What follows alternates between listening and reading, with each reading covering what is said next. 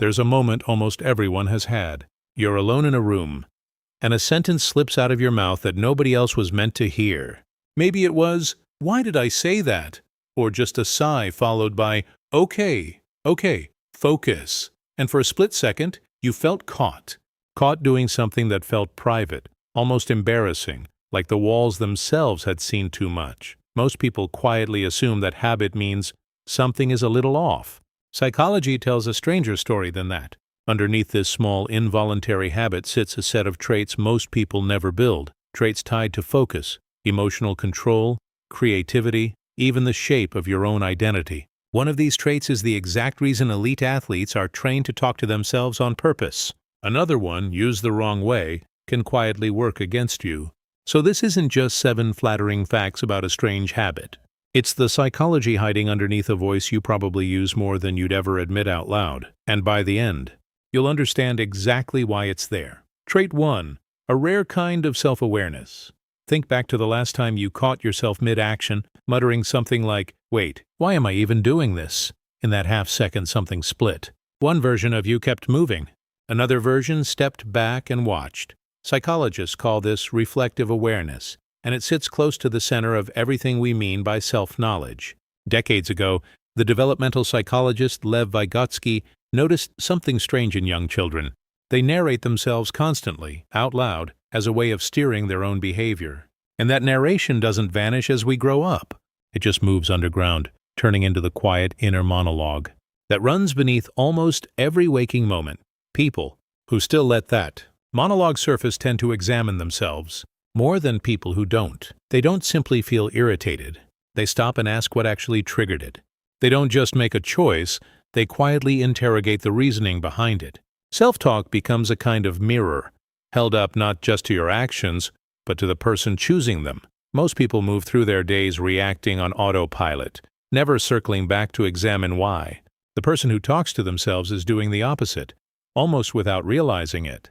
Every muttered sentence is a small act of attention turned toward the one person most of us understand the least. But self-awareness on its own doesn't explain everything about this habit.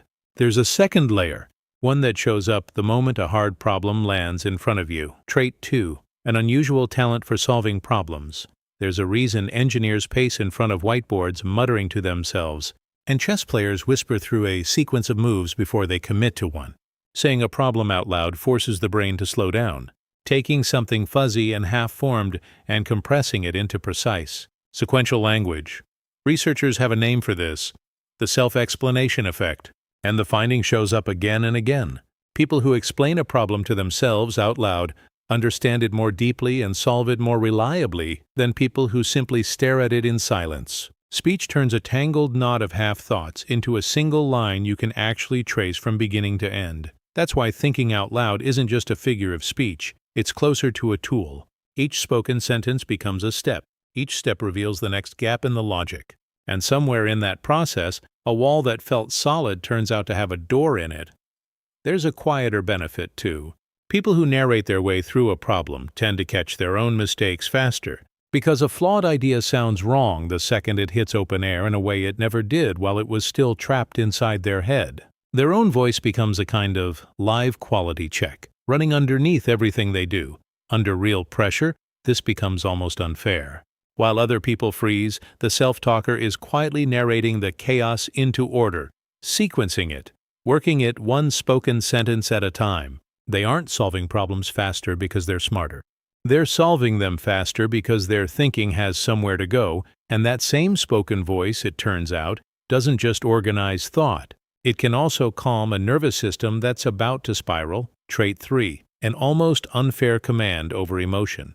Try this the next time your chest tightens with nerves. Instead of thinking, "I'm so anxious," try switching the pronoun. Say, out loud or in your head, "Okay, you've got this. You've handled worse before." It feels strange the first time, but that tiny linguistic shift has been studied closely by the psychologist Ethan Kross at the University of Michigan, whose research centers almost entirely on the voice inside our heads. What he found is striking. When people address themselves using their own name or the word you instead of I, they create a sliver of psychological distance from the emotion itself. Instead of drowning in the feeling, they start coaching themselves through it.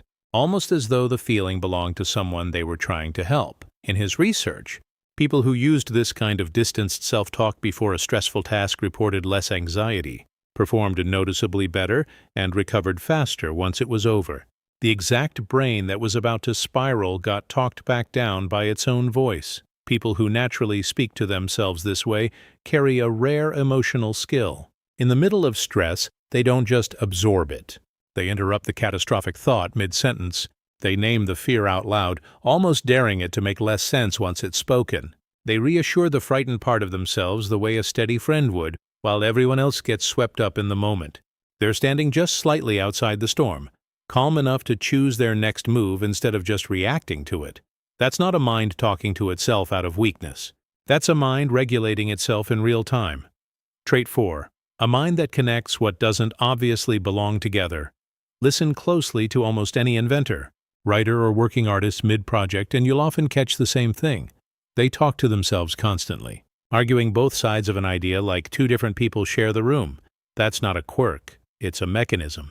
Left silent, ideas circle the same familiar grooves, worn smooth from overuse. Spoken aloud, an idea is forced to take a shape, and a shape can be twisted, pushed against, fused with something it never would have touched inside a quiet head. That's the whole trick behind pacing, muttering, narrating your own process out loud. It isn't losing focus. It's thinking in stereo, and that same spoken habit that fuels creativity also happens to sharpen something else most people assume requires total silence. Trait 5. Focus that most people completely misjudge. Tend to picture deep focus as silent, head down, mouth shut, total stillness. Psychologists have found the opposite is often closer to the truth. In one well-known study, researchers asked participants to locate a specific object buried inside a cluttered scene. The people who simply said the name of the object out loud, under their breath, found it noticeably faster.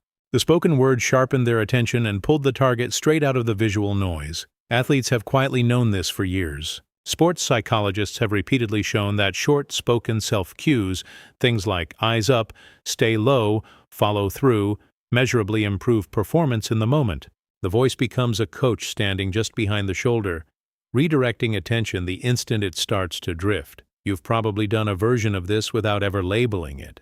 Repeating a phone number out loud until you can write it down. Muttering keys, wallet, phone on your way out the door. Talking yourself step by step through a recipe you've never made before. In every one of these small moments, your own voice is locking your attention onto a single task and quietly shutting the rest of the world out. People who talk themselves through their work are unusually hard to distract, and that's not an accident. They've built a personal coach that never stops paying attention, one that lives inside their own voice. Now here's the trait we mentioned at the very start, the one that can go either way. Trait 6. An independence of mind, and the trait that cuts both ways. Picture this. Everyone around you, your friends, your family, the group chat, is telling you to quit. Walk away, cut your losses, and somewhere underneath all that noise, a quieter voice, your own, keeps saying, wait, not yet. Most people would drown that voice out just to stop feeling like the odd one out. People who talk to themselves tend to do the opposite. They stop, and they listen to it. That's the trait we teased at the start, and here's the twist. It's the same trait that can turn against you. Reaching inward instead of outward builds real independence, the kind that lets you stand on your own conclusions instead of borrowing everyone else's. But taken too far, that same inward pull can curdle into something else entirely. A mind that talks itself out of ever asking for help, that mistakes stubbornness for strength, that replays the same argument alone at 1 a.m. instead of picking up the phone. The healthy version questions itself and moves on. The unhealthy version just loops. The difference isn't whether you talk to yourself. It's whether that voice is still willing to be wrong. People who use this trait well argue with themselves and let themselves lose the argument sometimes. They're often quicker to admit a mistake, not slower, because they've already rehearsed the hard conversation in private. That's what keeps independence from tipping into isolation, one honest correction at a time. Trait 7. A mind that refuses to stop growing, and maybe the rarest trait of all, sits underneath every trait we've already covered. Notice the thread running through this entire list. The self-aware person examines themselves. The problem solver catches their own mistakes. The emotionally steady person coaches themselves through hard moments. Add it all together, and what you get is someone who is essentially in constant conversation with the person they're trying to become. People who talk to themselves tend to treat their own life like an ongoing project, quietly under construction. After a hard day, they replay it, asking what they might have done differently. Before something important, they rehearse it out loud. When they fail, they don't just sit with the disappointment, they ask what the failure is actually trying to teach them. That inner dialogue isn't idle noise filling empty air. It's a feedback loop, a slow, constant process of reflection followed by adjustment.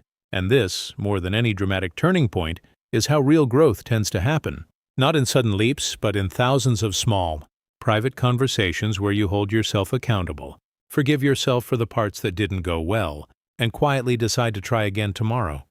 Most people never have those conversations at all. The person talking to themselves in an empty room has them almost daily, and that might be the real secret tucked inside this strange little habit. The voice you hear when no one else is around isn't proof that something is wrong with you. It might be the sound of a mind that simply refuses to stop improving itself. So the next time you catch yourself mid-sentence, alone, talking to no one, resist the urge to feel embarrassed. What looks like an odd habit from the outside may actually be something far more valuable from the inside. Visible proof of a mind still learning, still adjusting, still quietly working on itself. Higher self-awareness, sharper problem-solving, steadier emotions, deeper creativity, stronger focus, independent thought, and a quiet, relentless drive to grow. 7 rare traits carried by one ordinary voice in one empty room. What the world casually dismisses as strange might be one of the most useful tools the human mind has ever built for itself. And somehow, without ever trying, you may have had it all along.